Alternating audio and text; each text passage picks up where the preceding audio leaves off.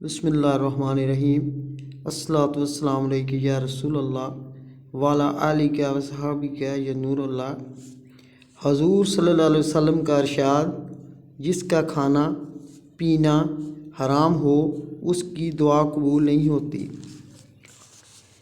پاکیزہ رزق نبی اکرم صلی اللہ علیہ وسلم کا ارشاد ہے کہ اللہ تعالیٰ شانہ خود پاک ہیں اور پاک مال ہی قبول فرماتے ہیں۔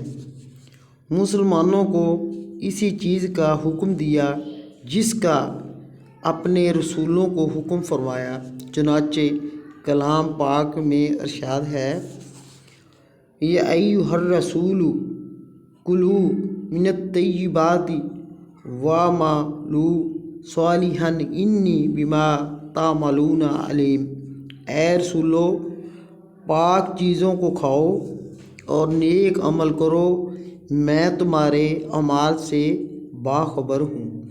دوسری جگہ ارشاد ہے، یا ایھا الذین آمنوا کلوا من طیبات ما رزقناکم۔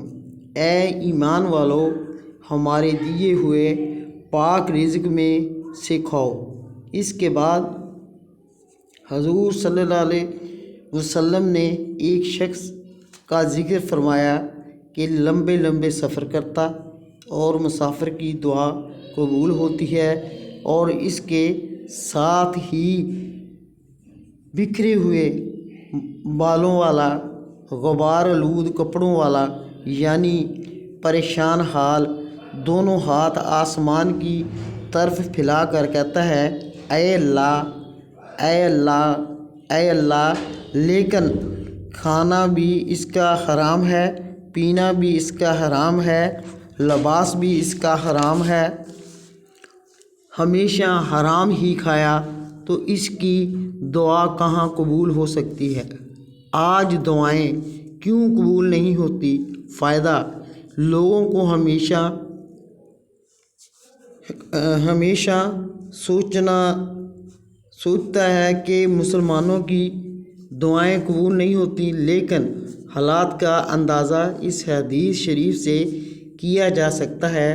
اگرچہ اللہ تعالیٰ اپنے فضل سے کبھی کافر کی دعا بھی قبول فرما لیتے ہیں، جبکہ فاسق کی، لیکن متقی کی دعا اصل چیز ہے۔